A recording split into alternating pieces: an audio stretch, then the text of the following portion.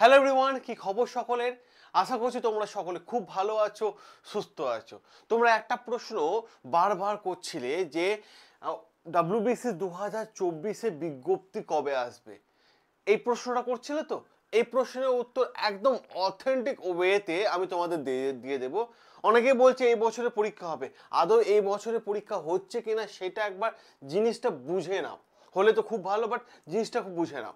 বিষয়টা কি দেখো, কিছুদিন আগে কলকাতা হাইকোর্ট একটা অর্ডার দিয়েছিল যে 2010 পর্যন্ত যে সমস্ত ওবিসি ক্যান্ডিডেটরা ছিল তাদেরকে নিয়ে কিন্তু পরীক্ষা কিন্তু রাজ্য সরকার করাতে পারে।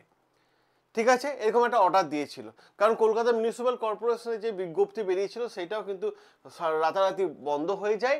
তারপরে কিন্তু কলকাতা হাইকোর্ট এই বিজ্ঞপ্তি বন্ধ হয়ে যাওয়ার পরে কিন্তু অর্ডার দিয়েছিল যে 2010-এ ক্লিয়ার 10 পর্যন্ত ওবিসি যারা ছিলেন তাদেরকে নিয়ে কিন্তু পরীক্ষা করা যেতে পারে, কোনো অসুবিধা নেই। এর ফলে আমাদের আশা আলো জেগেছে। আর এখান থেকে প্রশ্নটা জেগেছে তোমাদের মনের মধ্যে।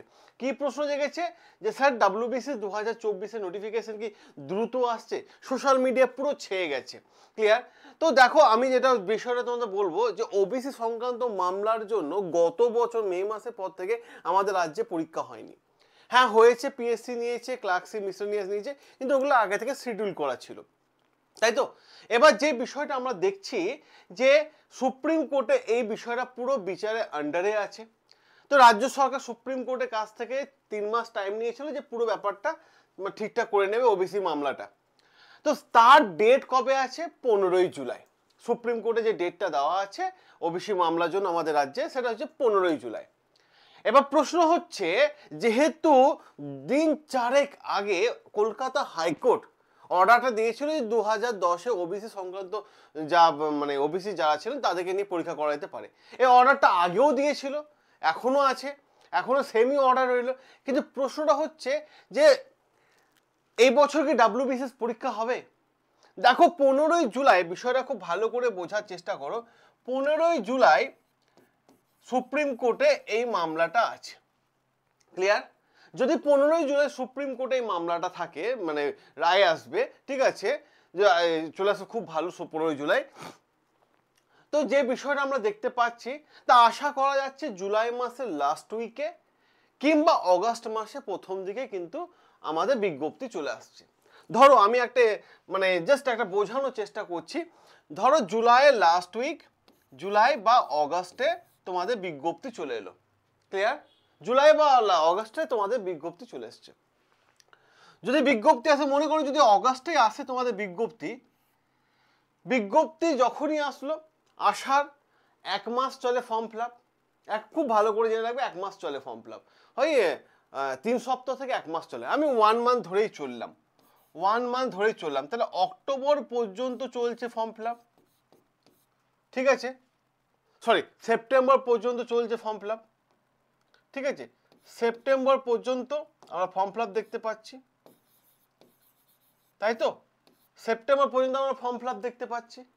সেপ্টেম্বর পর্যন্ত যখনই ফর্ম ফিল আপ দেখতে পেলাম, তা ফর্ম ফিল আপ হওয়ার পর, ঠিক আছে, সেটা একটা এডিট অপশনের জন্য উইন্ডো থাকে, সেটাও মোটামুটি দিন 10 চলে। এডিট অপশন দিন 10 চলে। দিন 10 যখনই চললো, তাহলে তারপরে দেখতে পাচ্ছি আমরা 3 সেপ্টেম্বর আমাদের মহালয়া, ঠিক আছে। 4 সেপ্টেম্বর আমাদের দেখি, 4 সেপ্টেম্বর নাকি 3 সেপ্টেম্বর বলতে আমি বোঝাচ্ছি যে তোমাদের 3 সেপ্টেম্বর সানডে, ঠিক আছে, মহালয়া। 4 সেপ্টেম্বর সানডে ষষ্ঠী। তো এই যে পুজো চলে গেল, ঠিক আছে, এখান থেকেও মোটামুটি পিএসসিকে এতগুলো ফর্ম এক্সাম কন্ডাক্ট করা, পুরো বিষয়গুলো তো মোটামুটি 2 থেকে 3 মাস তো টাইম লাগবে, ঠিক আছে। 2 থেকে 3 মাস তো টাইম লাগবে। তাহলে সেপ্টেম্বর থেকে চলে গেল অক্টোবর, অক্টোবর থেকে নভেম্বর ডিসেম্বর পর্যন্ত চলে গেল। নভেম্বর ডিসেম্বর 2 থেকে 3 মাস নেয়। তাহলে আমরা যে দেখতে পাচ্ছি এই বছরে পরীক্ষা হওয়ার সম্ভাবনা কিছু নেই। জানুয়ারি 2026, যেটুকু বুঝতে পারছি, জানুয়ারি 2026-এ আগে 2024-এ পরীক্ষা হওয়ার সম্ভাবনা তেমন কিছু আমরা দেখতে পাচ্ছি না।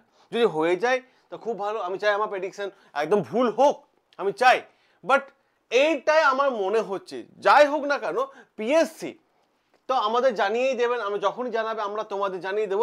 কিন্তু আমার যেটুকু মনে হচ্ছে যে জুলাই মাসে 15 তারিখে আমরা যদি দেখি এই বিষয়টা, তো একটা জিনিস খুব ভালোভাবে দেখবে যে বিগত বছরগুলো তুমি দেখো খুব ভালো করে যে এই যে ফর্ম ফিল আপটা 1 মাসই চলে বা 3 সপ্তাহ বা মোটামুটি 26 দিন বা 28 দিন বা 1 মাস ধরে চলে।